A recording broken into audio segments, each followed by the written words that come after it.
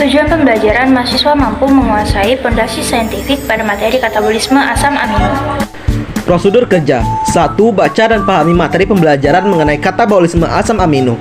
2. Buatlah video mengenai proses katabolisme asam amino.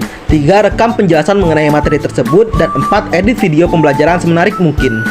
Katabolisme asam amino adalah proses pemecahan molekul asam amino menjadi molekul yang lebih sederhana untuk dibuang gugus aminanya dan rantai karbonnya digunakan sebagai penghasil energi. Transaminasi, proses katabolisme asam amino yang melibatkan pemindahan gugus amino dari satu asam amino kepada asam amino lain. Dalam reaksi transaminasi ini, gugus amino suatu asam amino dipindahkan kepada salah satu dari 3 senyawa keto, yaitu asam pirufat, alfa ketoglutarat atau oksaloasetat, sehingga senyawa keto ini diubah menjadi asam amino, sedangkan asam amino semula diubah menjadi asam keto. Reaksi transaminasi dikatalisis oleh kelompok enzim yang dikenal dengan aminotransferase. Reaksi transaminasi terjadi dalam mitokondria maupun dalam cairan sitoplasma yang dipengaruhi oleh enzim alanin transaminasi dan glutamat transaminasi yang dibantu oleh peridoksalfosfat sebagai koenzim. Asam glutamat dapat mengalami proses deaminasi oksidatif yang menggunakan enzim glutamat dehidrogenase sebagai katalis.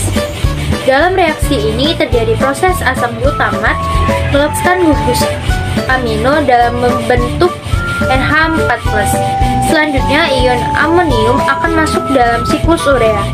Setelah mengalami pelepasan gugus amino, asam-asam amino dapat memasuki siklus asam sitrat. Reaksi ini menggunakan NAD+ atau NADP+ sebagai kofaktor. Siklus urea. Siklus urea juga disebut dengan siklus ornitin, yaitu reaksi pengubahan amoniak menjadi urea.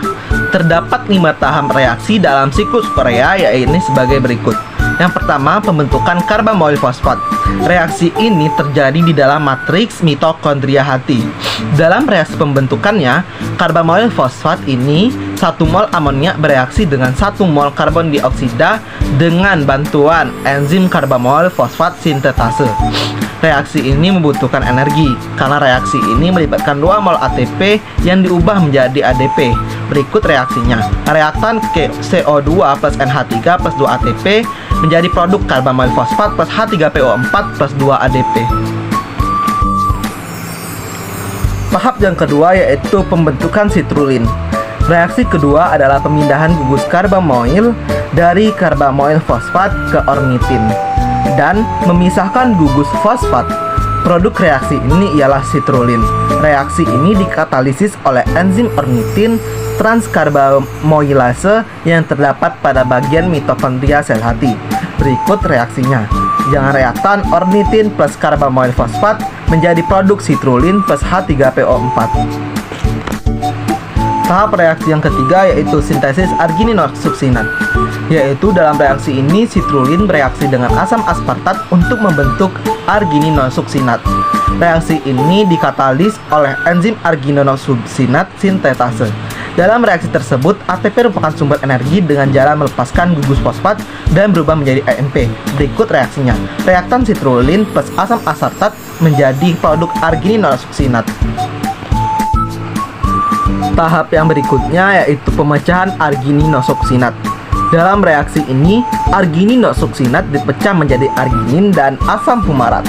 Reaksi ini berlangsung dengan bantuan enzim arginosuksinat liase, yaitu enzim yang terdapat dalam hati dan juga ginjal. Arginin yang dibentuk melalui reaksi ini berperan sebagai prekursor antara urea. Fumarat yang dihasilkan dari siklus urea akan dihidrasi menjadi malat, sehingga membentuk hubungan dengan beberapa jalur metabolisme. Yang berikut adalah reaksinya, yaitu reaktan argininosuksinat dipecah menjadi arginin plus fumarat. Tahap yang terakhir yaitu pemecahan arginin menjadi ornitin dan urea. Dalam reaksi ini, arginin diuraikan menjadi urea dan ornitin. Enzim yang bekerja sebagai katalis adalah enzim arginase yang terdapat di dalam hati. Ornitin yang terbentuk dalam reaksi hidrolisis ini bereaksi kembali dengan karbamoil fosfat untuk membentuk sitrulin. Demikian reaksi berlangsung secara berulang-ulang. Adapun urea yang terbentuk akan dikeluarkan dari tubuh melalui urin. Berikut reaksinya yaitu arginin dipecah menjadi ornitin plus urea. Hasil katabolisme: A. Asam amino kelompok 1. Leusin, lisin, penilalanin, triptofan, dan tirosin akan berubah menjadi asetoasetil-CoA, lalu menjadi asetil-CoA dan menghasilkan 12 ATP.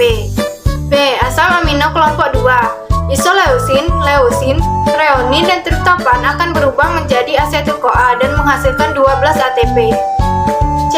Asam amino kelompok 3. Alanin, sistein, glisin, serin, treonin, dan triptofan akan berubah menjadi piruvat, lalu menjadi asetil-CoA dan menghasilkan 15 ATP. D. Asam amino berupa asparagin dan aspartat akan berubah menjadi oksaloasetat dan tidak menghasilkan ATP. Asam amino berupa fenilalanin dan tirosin. Fenilalanin dan tirosin akan berubah menjadi fumarat yang kemudian menjadi malat. Malat diubah menjadi oksaloasetat dan menghasilkan 1 NADH, kemudian akan masuk ke siklus Krebs dan menghasilkan 3 ATP. Asam amino berupa isoleusin, metionin, treonin, dan valin. Isoleusin, metionin, treolin, dan valin berubah menjadi suksinil CoA. Suksinil CoA diubah menjadi suksinat dan menghasilkan 1 ATP, lalu dihasilkan 1 FADH2 dari perubahan suksinit menjadi fumarat. Selanjutnya diubah menjadi malat, kemudian menjadi oksaloasetat dan menghasilkan 1 NADH sehingga akan menghasilkan 6 ATP.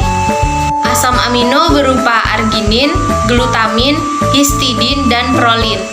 Asam amino tersebut akan berubah menjadi glutamat, lalu menjadi alfa-ketoglutarat yang akan masuk ke siklus Krebs dan menghasilkan 9 ATP.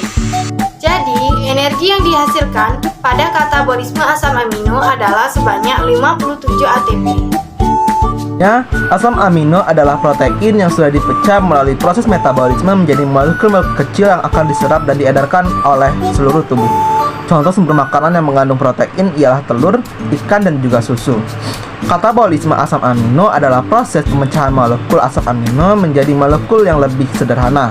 Untuk dibuang gugus aminanya dan rangka karbonnya digunakan sebagai penghasil energi.